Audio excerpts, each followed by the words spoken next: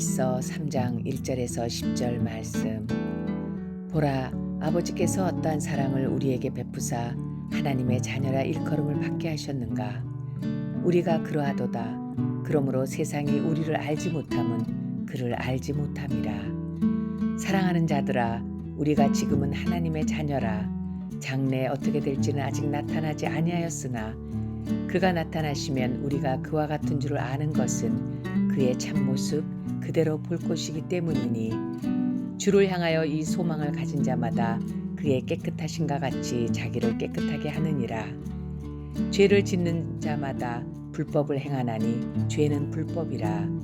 그가 우리 죄를 없애려고 나타나신 것을 너희가 아나니 그에게는 죄가 없느니라. 그 안에 거하는 자마다 범죄하지 아니하나니 범죄하는 자마다 그를 보지도 못하였고 그를 알지도 못하였느니라. 자녀들아, 아무도 너희를 미혹하지 못하게 하라. 의를 행하는 자는 그의 의로우신가 같이 의롭고 죄를 짓는 자는 마귀에게 속하나니 마귀는 처음부터 범죄함이라. 하나님의 아들이 나타나신 것은 마귀의 일을 멸하라 하심이라. 하나님께로부터 난 자마다 죄를 짓지 아니하나니 이는 하나님의 씨가 그의 속에 거함이요 그도 범죄하지 못하는 것은 하나님께로부터 났음이라. 이러므로 하나님의 자녀들과 마귀의 자녀들이 드러나나니 무릇 의를 행하지 아니하는 자나 또는 그 형제를 사랑하지 아니하는 자는 하나님께 속하지 아니하니라. 아멘. 함께 기도하겠습니다. 하나님, 나를 위하여 예수 그리스도를 이 땅에 보내주시고 또 그 예수를 통하여 우리에게 생명 주심에 감사합니다. 나를 위하여 이 땅에 오신 그 예수의 은혜가 얼마나 큰 것인지 고백하게 하시고 그 고백을 따라 주를 찬양하며 주를 경배하는 삶 살게 하여 주옵소서. 이 모든 말씀 예수님 이름으로 기도드렸습니다. 아멘. 할렐루야. 우리를 살리시기 위해 이 땅에 가장 낮은 모습으로 오셔서 십자가를 지시고 부활하심으로 우리에게 생명의 증거가 되어주신 우리 주의 이름을 높이 찬양합니다. 오늘 우리가 함께 나눌 말씀의 제목은 그분의 오심은, 그분의 오심은 이라고 하는 말씀의 제목입니다. 내일은 성탄 2부이고 이번 주일은 성탄 예배입니다. 다들 아시겠지만 성탄은 우리 믿음의 사람들만이 기뻐하고 감사하며 지내는 것이 아니라 세상에 믿지 않는 사람들도 기뻐하며 감사하게 보내고 있습니다. 그런데 차이가 있지요. 믿음의 사람들은 그분의 오신 이유 때문에 그것을 알기에 기뻐하고 즐거워한다면 세상 사람들은 즐거워하는 우리를 보며 같이 기뻐하고 즐거워하고 있다는 것입니다. 그러니까 성탄을 기뻐하지만 그분의 오신 이유, 그분의 오신 목적을 모른 채 기뻐하고 있는 거지요. 우리 믿음의 동역자들께서는 어떠신지요? 성탄이 왜 기쁜 날이고 왜 성탄을 기뻐해야 되는 날로 삼고 계신지요? 오늘은 본문 말씀을 통해서 성탄의 본질적인 목적, 그분의 오심의 이유에 대해서 함께 묵상하고 이제 이틀 후면 맞이하게 될 성탄을 정말 영적으로 기쁘게 맞이할 수 있는 삶이 되시기를 주의 이름으로 축복합니다. 그분의 오심은 먼저 오늘 본문 중이에요. 우리 1절과 2절이에요. 1절과 2절 함께 읽을까요? 보라, 아버지께서 어떠한 사랑을 우리에게 베푸사 하나님의 자녀라 일컬음을 받게 하셨는가. 우리가 그러하도다. 그러므로 세상이 우리를 알지 못함은 그를 알지 못함이라. 사랑하는 자들아, 우리가 지금은 하나님의 자녀라. 장래에 어떻게 될지는 아직 나타나지 아니하셨으나 그가 나타나시면 우리가 그와 같은 줄을 아는 것은 그의 참모습 그대로 볼 것이기 때문이니. 아멘. 요한이 오늘 말씀을 시작하자마자 보라라고 하면서 1절에서 선포하지요. 그러면 무엇을 보라고 선포하는 걸까? 바로 다음 구절을 보면 요한은 보라, 아버지께서 어떤 사랑을 우리에게 베푸셨는지를 보라라고 말합니다. 먼저 오늘 말씀에 나눌 첫 번째 그분의 오심은 하나님께서 우리에게 그분의 사랑이 어떠한지를 보여주시기 위하여 그분을 보내주셨다는 겁니다. 먼저 축복하기는 성탄을 바로 앞에 두고 있는 우리 모두에게 성탄을 통하여 그리고 그분의 오심을 통하여 하나님께서 어떤 사랑을 베풀어 주셨는지를 분명하게 고백할 수 있는 은혜가 있기를 주의 이름으로 도전합니다. 그럼 하나님께서 우리에게 예수님을 통해서 보여주고 싶으신 사랑은 과연 어떤 사랑일까요? 우리가 조금 전에 읽었던 1절 말씀을 한번 보시면 하나님께서 우리에게 보여주고 싶은 사랑을 어떠한 사랑이라고 표현되고 있습니다. 그런데 생명의 삶이나 영어 성경을 갖고 계신 분들은 영어 본문을 한번 보시면 아시겠지만 그 어떠한 사랑을 great love, 그러니까 큰 사랑이라고 표현합니다. 그런데 이 부분을요, 헬라어 원어 성경은 이 어떠한 사랑을, 그러니까 영어 성경에서는 큰 사랑이라고 표현된 이 부분을 이상한 사랑이라고 표현합니다. 이상한 사랑이라고 표현합니다. 왜 어떠한 사랑을 큰 사랑이라고 표현했으며 왜 그것을 이상한 사랑이라고 표현할까요? 1절을 다시 한번 보시면요, 그 이상한 사랑을 베풀어 주신 그 사랑의 결과가 나오는데 하나님의 자녀라 일컬음을 받게 되었다라고 말합니다. 그러니까 요한이 예수님이 이 땅에 오심은 그 사랑을, 이상한 사랑을 우리에게 보여주시기 위함인데 그 이상한 사랑이며 그 이상한 사랑의 결과가 바로 우리를 하나님의 자녀라고 불러주시는 사랑이라고 증거하고 있는 거지요. 우리를 자녀라고 불러주시는 것이 뭐가 이상한 사랑인가? 당연하지 라고 할 수 있습니다. 그런데 자녀라고 불리기에 합당한 자가 자녀로 불리고 있다면 그것은 이상한 사랑이 아니라 합당한 사랑입니다. 그런데 자녀라고 불릴 수 없는 자를 자녀라고 부른다면 그것은 분명히 이상한 사랑일 수밖에 없습니다. 다들 잘 아시겠지만 손양원 목사님이라는 분이 계십니다. 이분은 여수 반란 사건 때 자신의 두 아들이 공산당에 의해서 죽임을 당하는 말도 안 되는 고통의 사건을 경험하게 됩니다. 그런데 이때 이분이 이 이후에 무엇을 선택하셨는가 하면 목사님께서는 자신의 아들을 죽인 그 살인자를 자신의 양자로 삼았고 죽은 아들들에게 베풀 사랑을 나의 아들을 죽인 이 양자에게 동일하게 베풀면서 내 아들로 받아 주었습니다. 손 목사님의 이 사랑, 이상한 사랑이지 않습니까? 이상한 사랑이지 않습니까?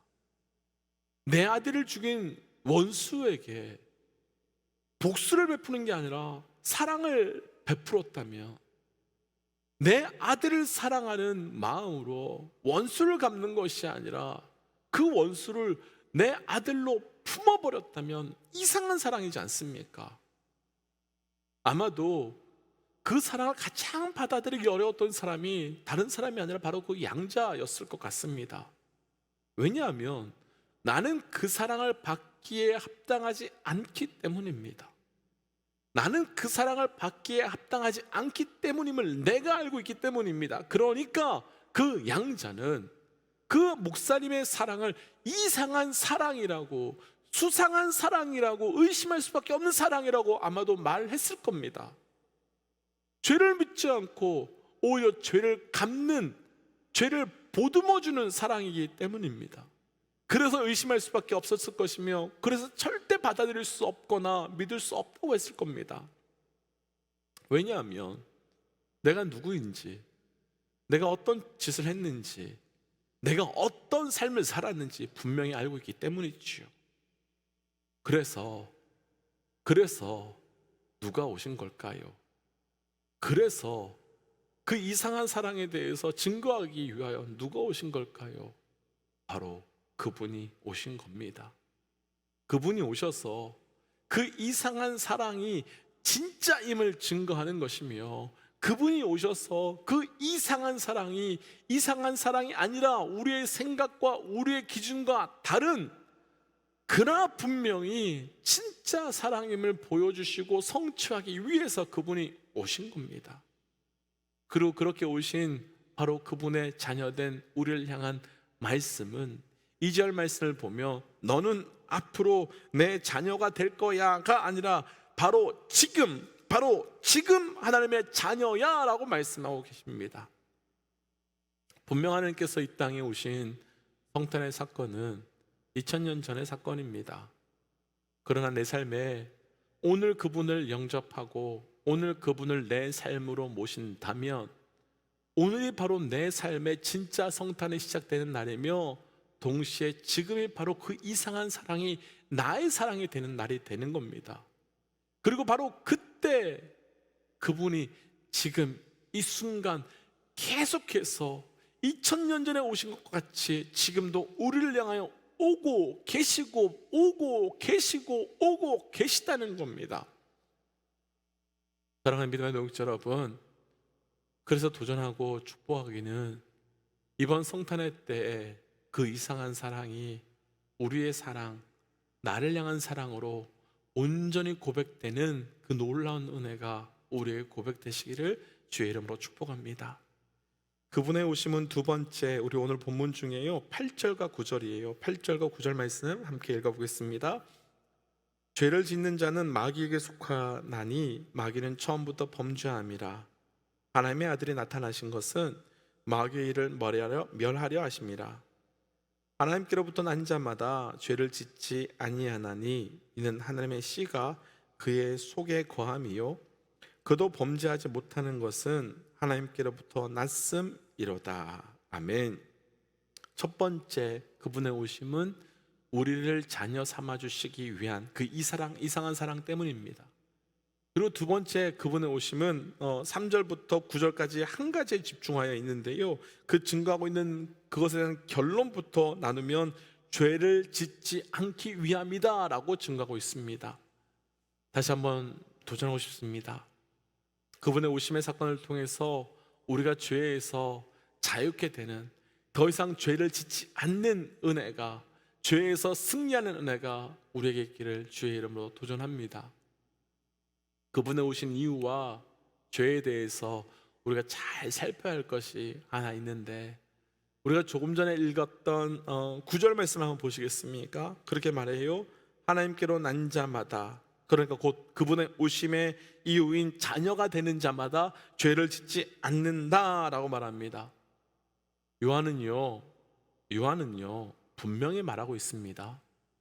죄를 짓지 않을 수 있다가 아니라 죄를 짓지 않는다라고 말합니다. 사실 이 두 가지는요 엄청나게 큰 차이가 있습니다. 죄를 짓지 않을 수 있다는 것은 죄를 짓지 않을 수 있기 때문에 죄의 자리에마다 싸워야 됩니다. 그래서 죄의 자리에서 죄를 이기기 위해서 몸부림쳐야 되고, 죄 때마다 죄를 피하기 위해서 나를 죽여야 되고 나를 쳐야 합니다. 그런데 그분이 오심으로 우리가 하나님의 자녀가 되고 나면 죄를 짓지 않을 수 있는 존재, 죄를 지을 수 없는 존재, 죄와 더 이상 동행할 수 없는 존재가 된다는 겁니다. 여기서 우리가 한 가지 분명하게 기억해야 될 것이 하나 있는데, 그분이 오심을 통해 하나님의 자녀가 된 사람에게만 나타나는 하나님의 자녀된 본능이 하나 있는데, 그 본능은 하나님의 자녀에게만 나타나는, 그러니까 이상한 사랑을 경험한 그 사랑으로 인하여 하나님의 자녀가 된 사람들에게 나타나는 본능이 하나 있는데, 바로 그 본능은 거룩의 본능이라는 겁니다. 예배의 본능 아닙니다. 찬양의 본능 아닙니다. 기도의 본능 아닙니다. 왜냐하면 찬양과 예배와 기도는 하나님을 믿지 않는 사람들도 다 하기 때문입니다. 그런데 믿음의 사람들에게, 하나님의 자녀된 사람에게만 나타나는 본능적으로 하나님의 자녀된 사람들은 그 자녀됨을 무너뜨리고 깨트리는, 죄로부터 피하게 되는, 그 죄가 내 안에 들어올 때마다 거부하게 되는 거룩함의 본능이라는 것이 하나님의 자녀된 자들에게 있는 겁니다.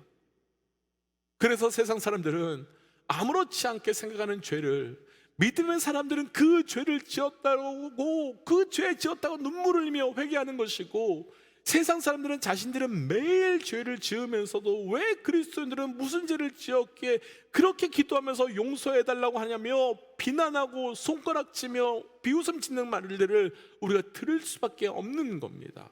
왜요? 하나님의 자녀된 믿음의 사람들에게는 거룩의 본능, 죄를 짓지 않는 거룩의 본능이 있기 때문입니다. 사랑의 믿음의 동역자 여러분, 그분의 오심을 통해 우리 안에 거룩의 본능이, 거룩의 본성이 우리 안에 회복되시기를 도전합니다. 왜냐하면 그것이 바로 그분의 오심의 이유이기 때문입니다. 오늘 말씀에서 나눌 그분의 오심은 세 번째, 우리 10절 말씀 함께 좀 읽어볼까요? 10절이에요.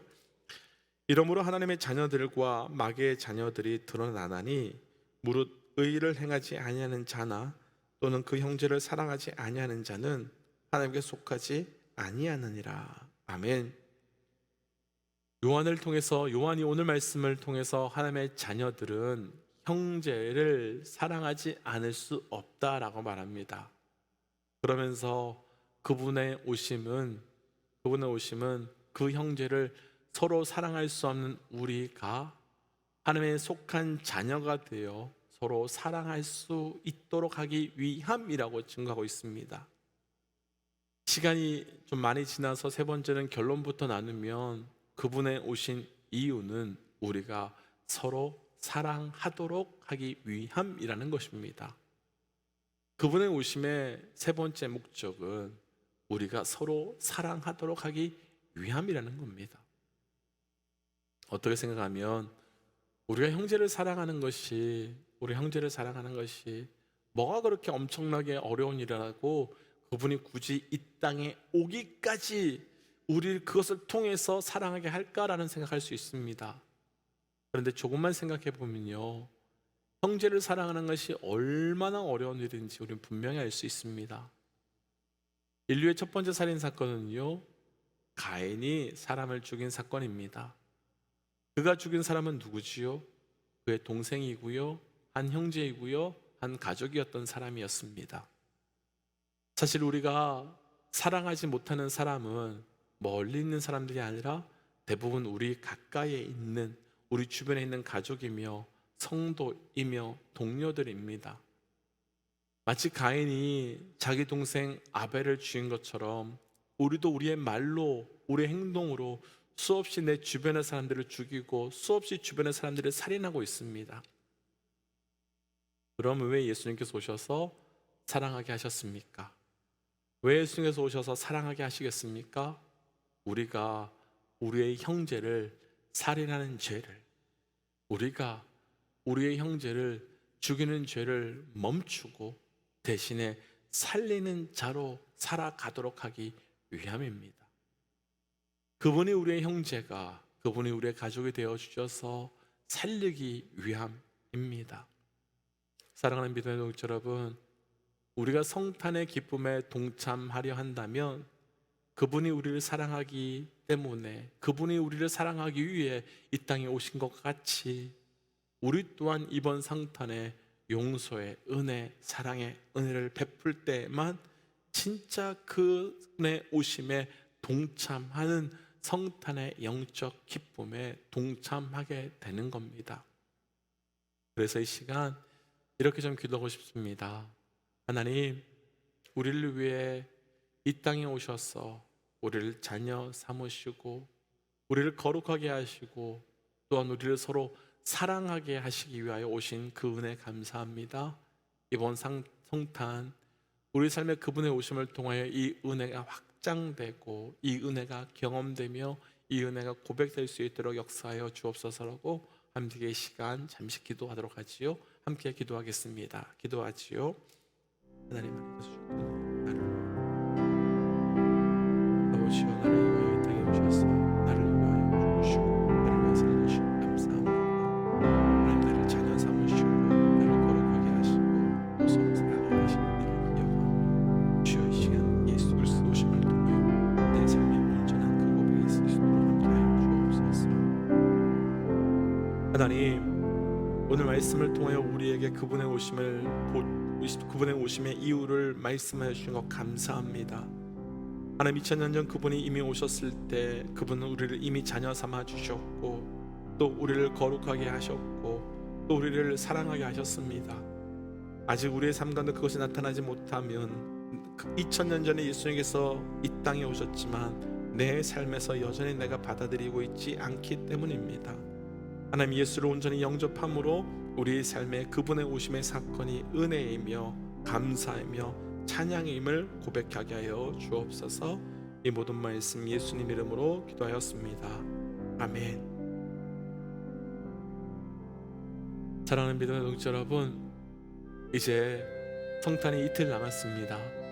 그분의 오심을 잘 기억하며 이번 성탄이 정말 감사와 은혜가 넘치는 성탄 되시기를 주의 이름으로 도전합니다. 우리 함께 시간 선포하고 또 삶의 자리로 또 기도의 자리로 들어가지요. 함께 선포하겠습니다. 하나님은 살아계십니다. 아멘. 승리하십시오. 함께 기도하시오.